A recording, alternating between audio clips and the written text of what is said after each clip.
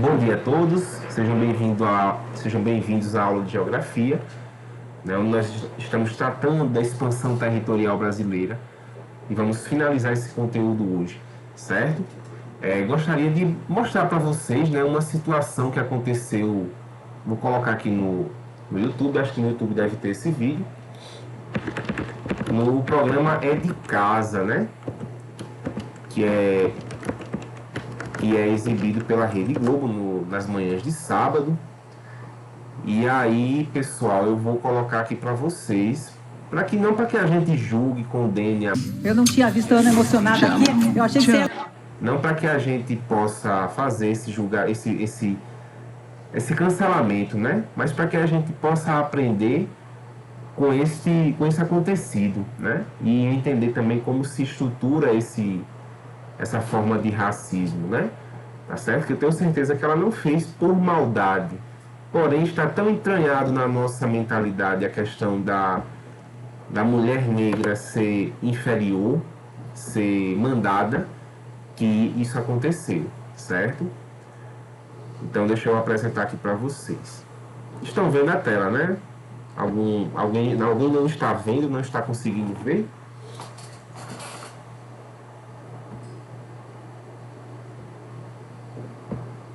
De boa, né? Beleza. Vou apresentar aqui, gente. Deixa eu silenciar meu microfone para apresentar aqui para vocês, tá? Levar cocada para ela. Silene, a dona da cocada, vai fazer as honras da casa, vai servir todo mundo, Silene. Por favor, pode oferecer, que tá todo mundo querendo a sua cocada, tá, Silene? Tinha que começar a Ai, sua linda! Obrigada, tá? Tô muito feliz de você estar aqui. E tá todo mundo louco pela cocada. Olha só, vamos fazer o seguinte. Eu vou ser o seu garçom e você vai me orientar pra quem eu vou servir, porque você não vai servir ninguém, porque você vai dizer o que eu tenho que fazer. Tati Machado pra quem aqui. vai agora? Pra Tati? Bacana, galera. Bacana, hein? Por favor. Muito obrigada. Pra quem agora que a senhora orienta? E depois para o Renato, porque ontem ele parou e falou que queria comer todas as cocadas. Então tá aqui o seu Renato. Pra quem? A primeira dama dele? Sua esposa. Ótimo. Que sorriso de Silene, gente. Silene, olha para aquela câmera ali, olha o Fica de sorrisão de frente, Silene. mostra o sorrisão. Aí, essa aí, olha, gente. Quem perdeu a receita da Silene é Pra só nossa entrar formiga. no receitas.com. Vem cá, Silene. Receitas.com tem todas as receitas lá. Não é isso? Receita completa. Simples, fácil e boa pra ganhar um dinheirinho também. Certo? Certo. Você quer mandar um beijo pra alguém? Quero mandar um beijo pro meu ministério. Quero mandar um beijo para todas as meninas de todos os salões que sempre abriram as portas para mim poder entrar. Os filhos? Para os meus filhos, para todos os meus filhos do coração, que eu não posso deixar eles de fora. E para toda a minha família que está assistindo. E para o meu Samuel, que é aniversário ontem. Parabéns, Silene. Muito sucesso. Que você venda muito a sua cocada. Deliciosa. Maravilhosa. Parabéns. Agora senta aqui, por favor, Silene. Fica à vontade. Vamos fazer o seguinte, vamos dar só uma pausinha aqui na comilança, então, gente. Quer dizer, eu vou dar, vocês podem continuar, tá? Porque eu preciso conversar com você que tá em casa.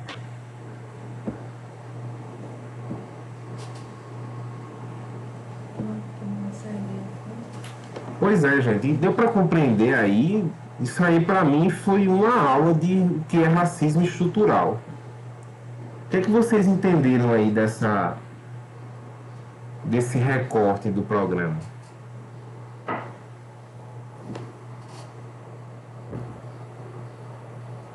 Deixa eu ver aqui. Igor Ezequiel. E aí, Igor? O que é que você entendeu?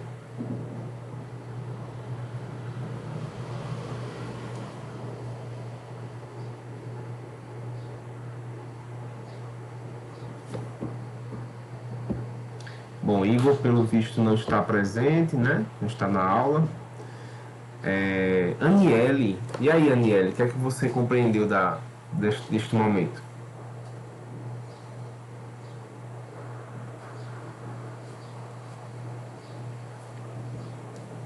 Que pena, né? O pessoal não está querendo participar. Mas pronto, vocês...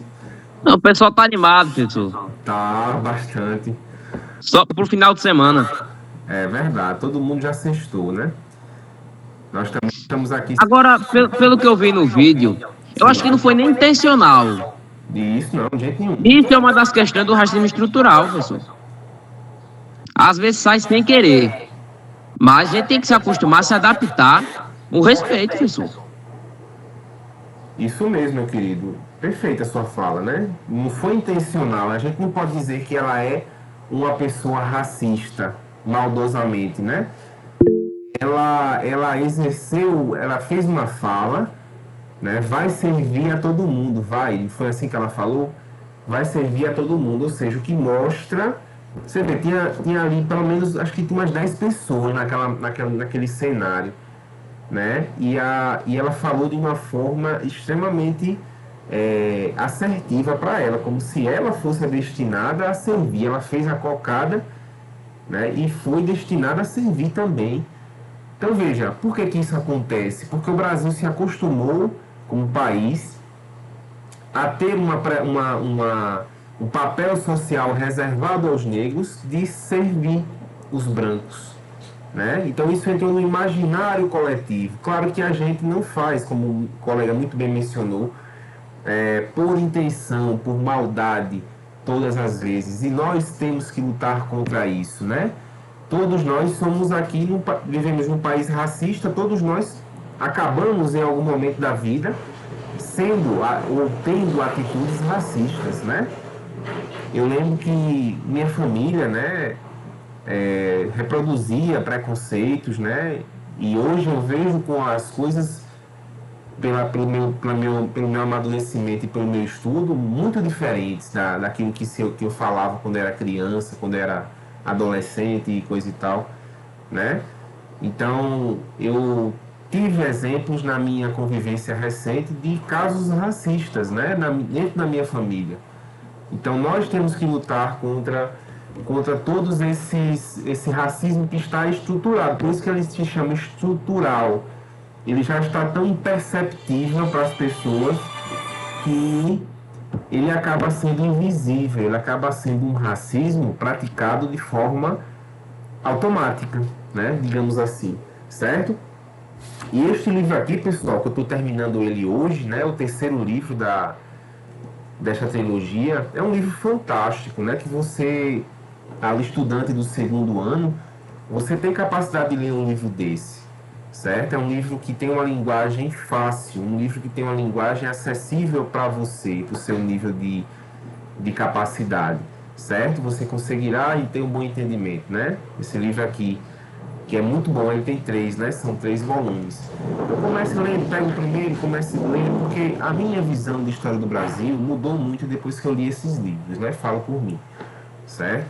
Então, a gente tem que entender a formação do nosso território como país, a partir de que, principalmente? Quem foi a principal instituição que levou esse país a se expandir de uma forma enorme como ele se tornou, né? Foi a escravidão. Sem escravidão, minha gente, não tinha ciclo de cana-de-açúcar, não tinha ciclo da mineração, não tinha ciclo do café, não teria nada sem escravidão no Brasil, certo?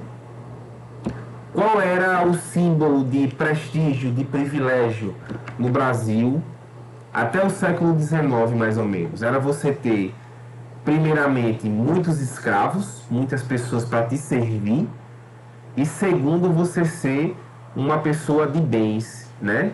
O escravo, inclusive, ele era tido como um bem material, como um objeto, como uma máquina, né? E se reproduzia isso nos discursos. O escravizado, ele era visto como uma máquina. É um bem que eu tenho, né? Como se eu fosse declarar imposto de renda e declarasse lá, eu tenho 50 escravos, como um bem material, certo? Olha só que coisa absurda, né? Que se pensava na época. Portanto, pessoal, nós tivemos, só passando um pouquinho aqui pelos mapas, esta expansão notória do nosso território, né? Nós tivemos no Brasil uma expansão pautada nas atividades econômicas, que por sua vez foram tocadas pela mão de obra escrava, né? Num primeiro momento a escravidão ela foi indígena, certo? Os escravizados, os primeiros a serem escravizados foram os indígenas e depois a mão de obra africana, a mão de obra negra, certo? Então vejam o quanto que nós crescemos, pessoal. Nós éramos apenas até aqui, ó, essa linha imaginária aqui, azul, que eu estou passando o cursor em cima, né? Nós éramos só isso, o Brasil, e aliás, até menos do que isso, né? Mas o Brasil, ele era resumido ao litoral. E aí, com as atividades econômicas que cresceram, quais foram os ciclos que nós podemos chamar de ciclos econômicos no Brasil? Deixa eu ver aqui o que Nicole colocou, né? A mulher pediu para que ela servisse, já que ela tinha feito a cocada, mas ficou entendido que ela pediu para ela servir. Exatamente, por conta desse imaginário, né? Nós já mencionamos. Muito bem. Então, quais foram os ciclos econômicos do Brasil, pessoal, pela nossa história? Vamos citá-los aqui. O primeiro ciclo econômico do Brasil, entenda, esse ciclo é a febre econômica, né? Aquilo que é febre naquele momento, tá bom? É aquilo que é aquele produto que mais vende, que mais sai, que é mais lucrativo. Vamos lá, qual foi o primeiro grande ciclo econômico que nós tivemos? Alguém saberia dizer? Quando os portugueses chegaram aqui, quase, Paulo Vitor, mas quase isso, né? Mas depois do pau-brasil é a cana-de-açúcar, né? O primeiro ciclo econômico do Brasil foi o ciclo do pau-brasil, né? Que era aquela madeira de Mata Atlântica que tinha uma tinta de cor muito vermelha, de cor de brasa. Daí vem o nosso nome, né? Brasil. Brasil vem de brasa. Brasa é vermelho, pegando fogo, né? A cor, a tonalidade vermelha bem forte, né? Cor de brasa, um Brasil, certo? E quem eram os brasileiros, né? Brasileiro era como se fosse marceneiro, pedreiro. Brasileiro era quem carregava as toras de pau-brasil, certo? Quem comercializava essas toras era chamada de brasileiro, né? Depois veio o ciclo que Paulo Vitor mencionou aqui, o ciclo da cana-de-açúcar. Eu moro em Bahia Formosa, né? Que é aqui pertinho de vocês, aí em Jacaraú.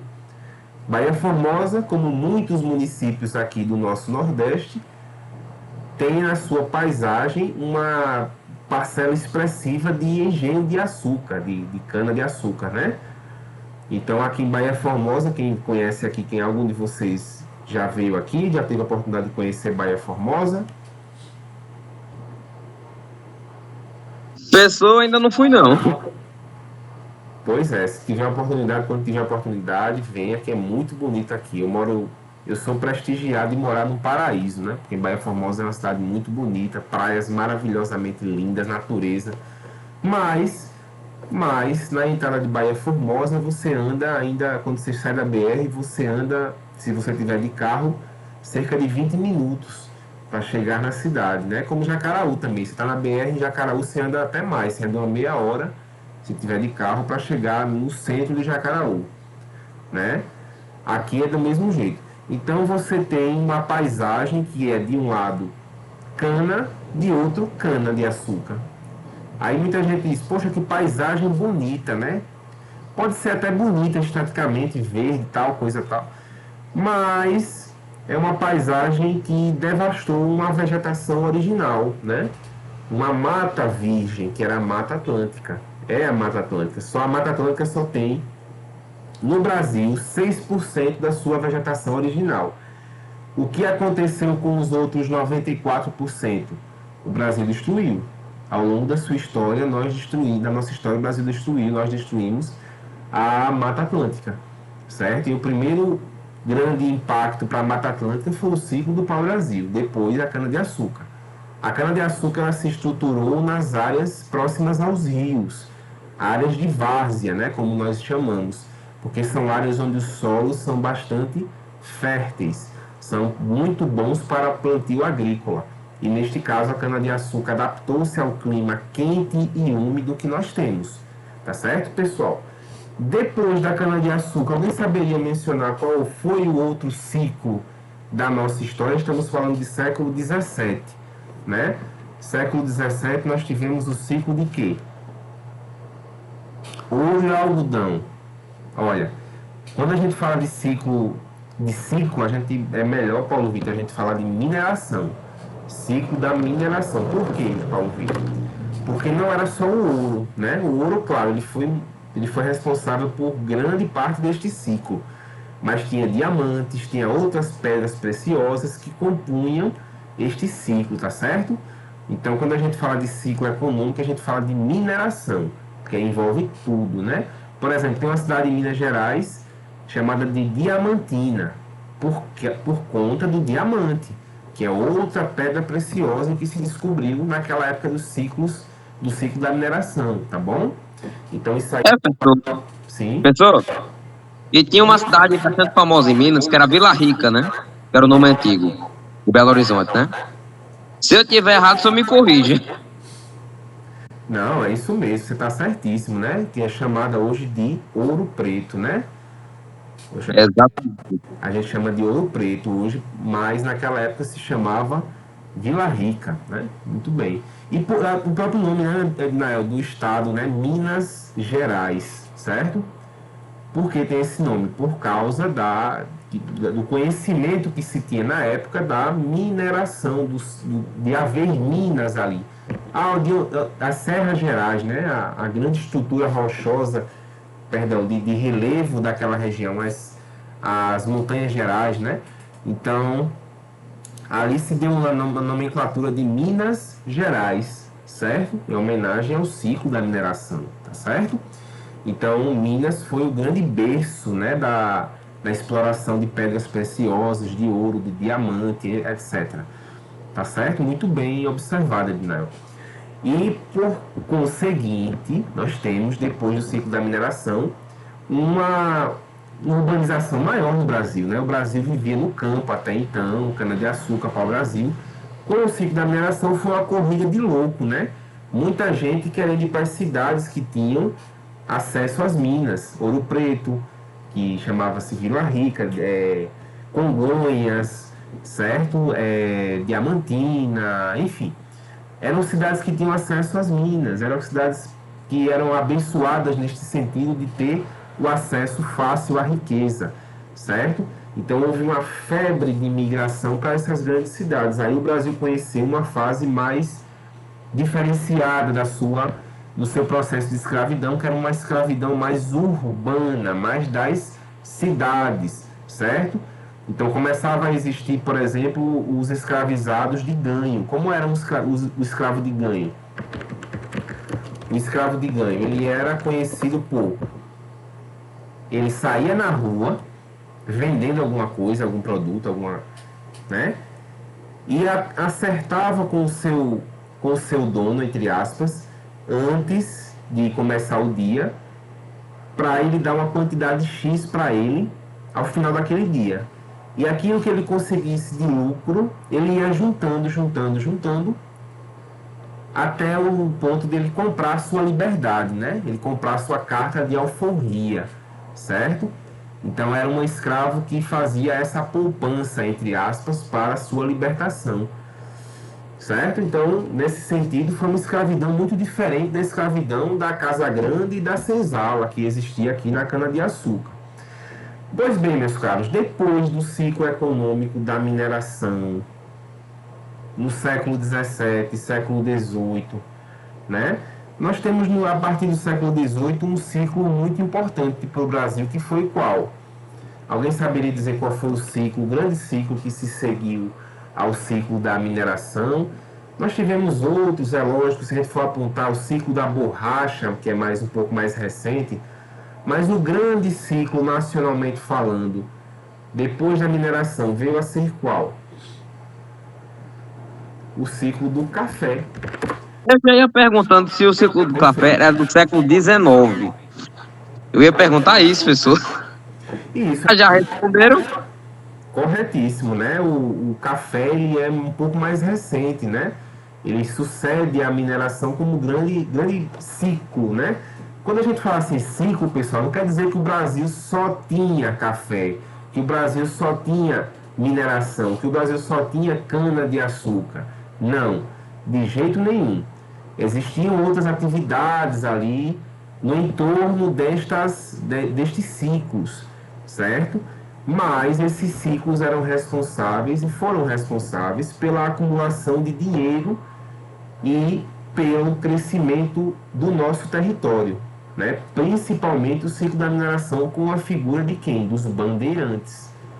Quem eram os bandeirantes? Alguém sabe me dizer? Já que mencionamos essa parte da... Os bandeirantes eram os exploradores. Exatamente, né? Eles faziam o que, propriamente? Eles faziam o quê? Inicialmente ele tinha um território, né? Mas eles exploravam a Amazônia e o sul do Brasil. Isso, eles tiveram um papel muito importante, né, Dinael? Porque eles romperam aquela linha de Tordesilhas, que dividia o Brasil entre o Brasil espanhol e o Brasil português, né? Então eles romperam essa linha. Eles faziam expedições para aprisionar indígenas, para limpar o território também, para alguma tribo indígena que estivesse fazendo resistência à mineração ou a outra atividade econômica era eliminado, né? Eles matavam indígenas de forma brutal, né? E também eles tiveram esse caráter de perseguir escravizados que fugiam. E aí, eventualmente, eles começavam a achar pepitas, minas, né? E aí começaram a desbravar o interior do Brasil, né? Isso no ciclo da mineração. Muito bem, Nael. Eles saíram de onde? Esse pessoal, esses exploradores, bandeirantes, as entradas também, né? Não podemos esquecer das entradas que respeitavam o limite da linha de Tordesilhas, mas adentravam no território brasileiro também. De onde eles saíam? Qual era o ponto inicial deles? Era São Paulo. São Paulo, a cidade de São Paulo fica às margens do rio Tietê, que era a boca do sertão, como se dizia antigamente. Hoje o rio Tietê é totalmente podre e poluído, né? Mas naquela época ele era conhecido como o ponto de acesso ao sertão. Seguia-se o rio até o interior, né? Aqui é sempre mais barato. Feijão carioca, fui mata o quilo, 7,49. Macarrão imperador, 500 gramas, 3,29. Florão, vitamina, 500 gramas, 2,79. Açúcar do Rio, 4,49. Café Mata, com 250 gramas, 7,49. Tudo caro, cara, tudo caro. Pois bem, gente, é o seguinte, o ciclo do café, a gente pode também elencar outros ciclos, que foram o ciclo da borracha, na região da Amazônia, né, na floresta amazônica, região norte do país, certo? Como era o ciclo da borracha, pessoal? O ciclo da borracha ele não era uma agricultura, ele era uma forma de extrativismo. Alguém sabe diferenciar agricultura e extrativismo? São termos que muita gente acha que é a mesma coisa. Mas não é, né, gente? Vamos diferenciar agricultura e extrativismo? Agricultura, você tem um ordenamento do espaço. Veja só, o que eu quero dizer com isso? Professor, use palavra mais fácil, ordenamento do espaço. Beleza. Você tem a sua horta, por exemplo. Uma horta que você possa ter em casa. Você vê que ela é toda planejadinha, né? Aqui eu vou plantar cebolinha, aqui eu vou plantar alface, aqui eu vou plantar tomate, aqui eu vou plantar cenoura, né? Eu criei aquele espaço ali, reservei para aquele tipo específico de planta. Não é assim que a gente faz em casa, quando a gente tem essa possibilidade? A gente divide os espaços e faz o plantio. Isso é a agricultura, certo? Que geralmente também pode ser usada e é usada para fins comerciais, para comprar, para vender, né? E o que é extrativismo? O extrativismo, vou dar um exemplo muito fácil para a gente entender. O açaí. Todo mundo aqui gosta de açaí. Alguém que não gosta de açaí nesse mundo? Que, meu Deus do céu, coisa gostosa do caramba o açaí, viu? Ou fruta gostosa. Eu imagino isso porque a gente toma o sorvete do açaí, né? Quando a gente vai na loja que vende açaí, numa lanchonete que vende açaí, aquilo ali é o sorvete do açaí, não é o açaí. Vocês sabem disso, né? O açaí, a fruta, açaí, ela é típica da região norte do país. Pará, Maranhão, um pouquinho também, Amazonas, mas é mais no Pará, né? Tem mais a ocorrência maior no Pará, certo? O açaí, ele é uma fruta que é usada até para almoço. É tão energético, é tão calórica, que ela é usada até para almoço na região norte. O pessoal, você almoçou o que hoje? Não, eu peguei aqui uma mão de açaí e fiz na tigela para mim. E se come, se fica de boa. Tem camarada que come com farinha e frango. Exatamente. Principalmente é pro Pará, pessoal, que nem o senhor falou. Pois é, e enche, né? Enche o bucho, como a gente fala por aqui, né? Enche o bucho mesmo, né? Porque é uma fruta que você tem um valor energético nela muito, muito grande, né? Em comparação, por exemplo, ao sorvete. Sorvete você toma gostosinho, tal, bota uma farinha láctea, bota uma granola, uma castanha, banana, tal, e acha que tá de boa, mas pelo menos em mim, né, se eu comer só isso numa janta, por exemplo, eu fico com fome, né? Não é, para mim não me enche. Aliás, comer eu adoro comer, né? Sempre que eu posso comer bem, né? Aquelas coisas gostosas, claro que a gente vai viver comendo besteira, porque senão a gente fica cheio de doença, né? E descontrola a vida, né?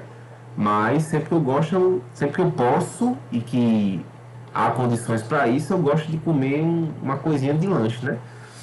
Certo? Mas é assim. E aí, pessoal, como é que eu estava dizendo? O açaí, ele é uma planta que você não tem geralmente, né? Claro, você pode eventualmente ter um plantio, né? Mas é uma coisa que você encontra no meio da floresta, né? Você vai andando na floresta e você vai achando, achei um pé de açaí, tirei um açaizinho, aí daqui a pouco você anda um pouquinho mais e acha outro pé. Ou seja, não é uma coisa que você vai ter um ordenamento lógico, entende? Você vai precisar procurar, ou seja, é a mesma coisa de pesca. Pesca é um extrativismo também, só que é um extrativismo o quê? Animal. Você não vai ter o peixinho lá bonitinho já no mato esperando, né? Não é assim?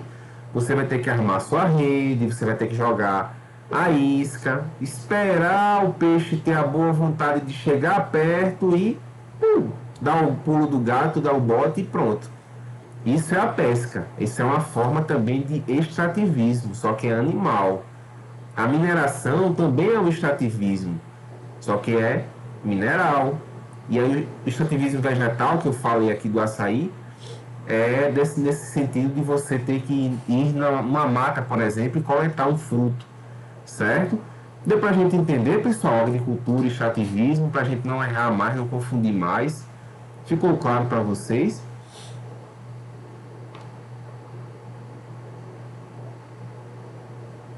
De boa, né? Então, sigamos.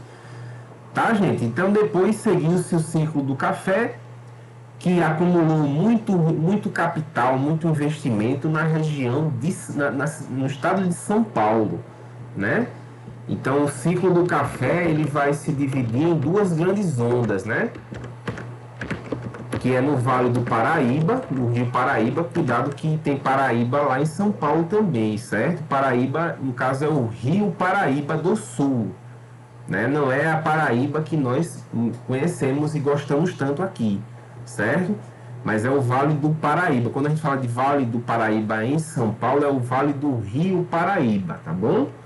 Então, o Vale do Paraíba foi o grande surto de produção de café inicial que houve em São Paulo. Aí depois o que aconteceu? Os solos totalmente esgotados, né? Não se tinha mais capacidade de produzir em grande escala no Vale do Paraíba. E aí, para onde foi o café?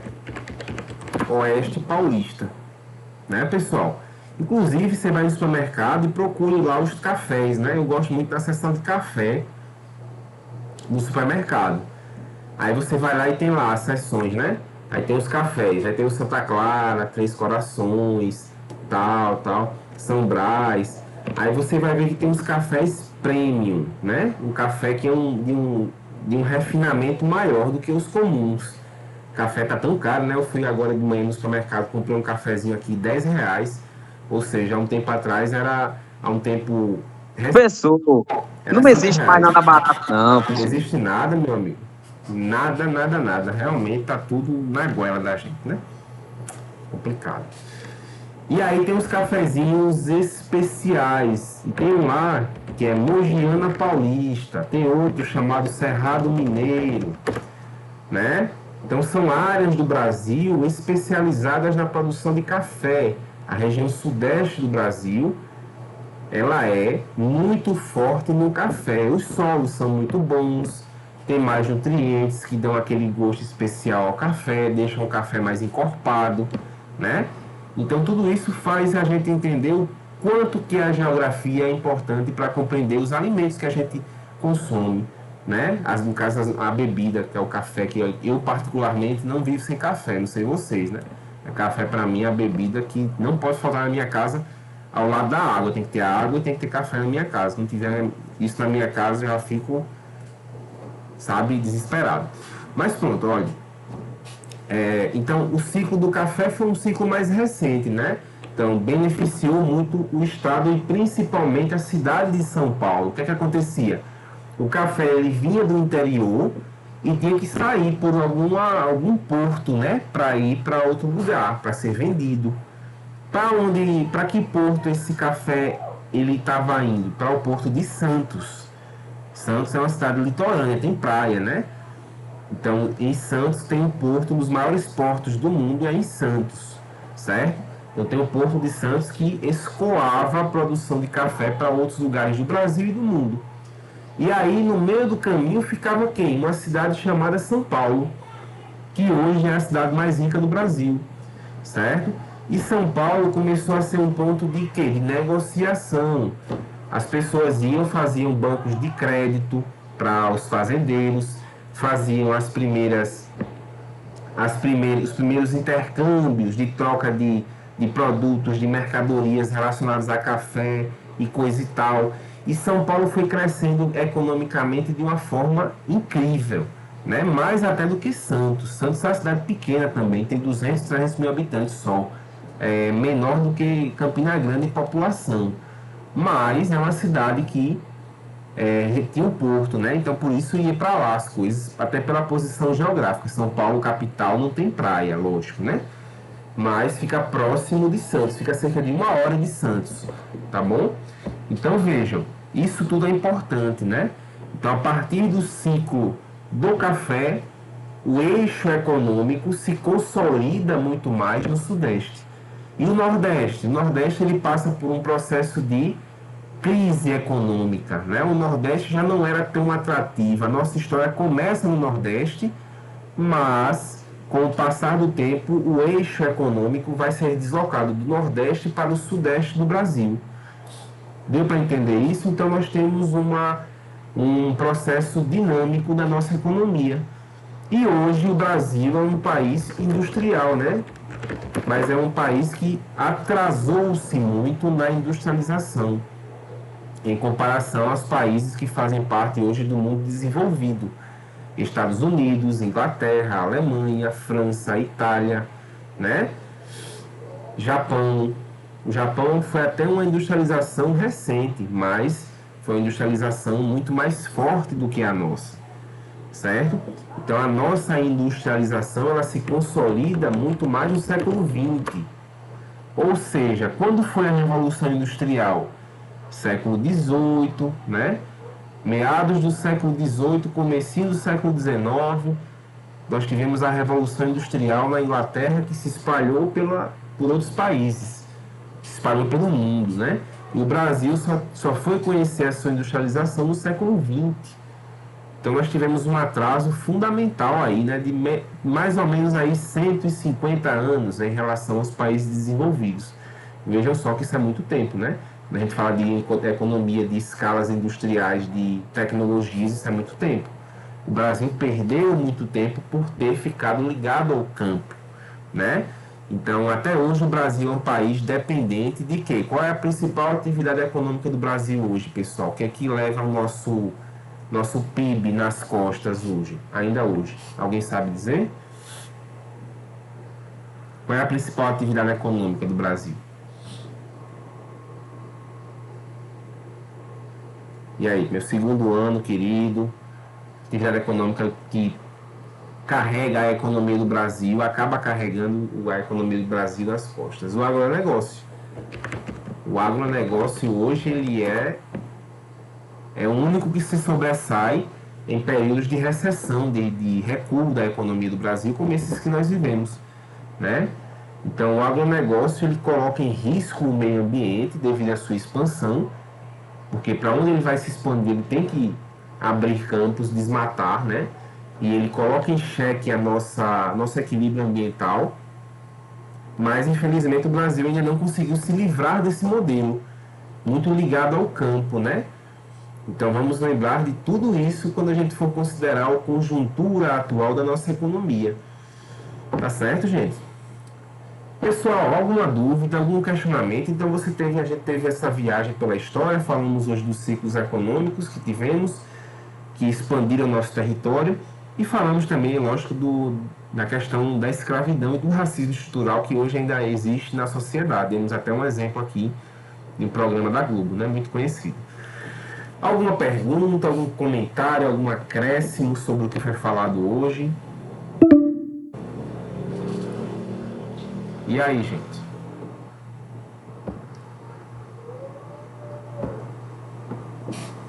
Professor, o senhor já falou tudo, né? Não precisa pôr mais acréscimo, não. Beleza. Mas você sempre tem algo a acrescentar. Vocês, todos vocês têm potencial de pensar mais um pouco, acrescentar mais alguma coisa, caso apareça aí na mente de vocês essas ideias. Tá bom? Fiquem à vontade. Bem, eu vou passar, portanto, pessoal, a lista de frequência para vocês assinarem.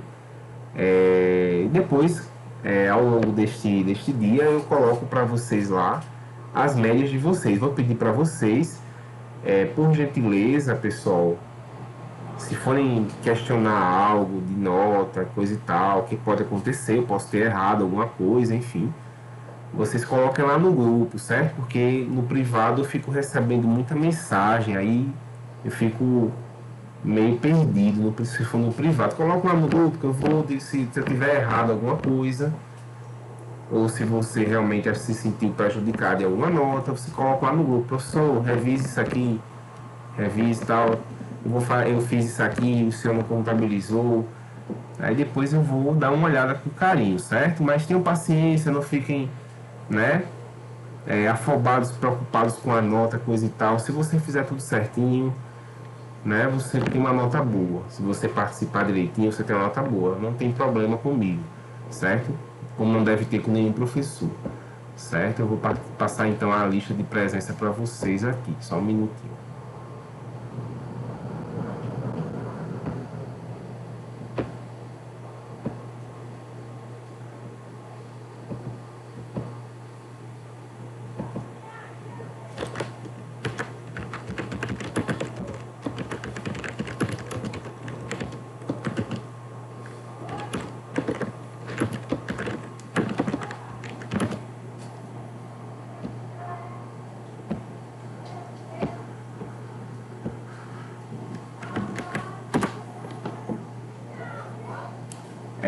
Obrigado, Samuel, pela ótima aula. Todos nós estamos de parabéns, porque essa aula é conjunta, né? Nenhum professor faz uma aula sozinho, né? Ou não deve fazer. E obrigado aí vocês, aos que participaram, né? Pela participação. Tá bom, gente? Então, eu coloquei aqui no chat a lista de presença de vocês. Vocês assinem, por favor. Cliquem no final em enviar, tá bom, gente? Então, no mais, um abraço, um beijo no coração de todos. Até a próxima semana, se Deus quiser. Valeu, até semana que vem. Um abraço, até logo.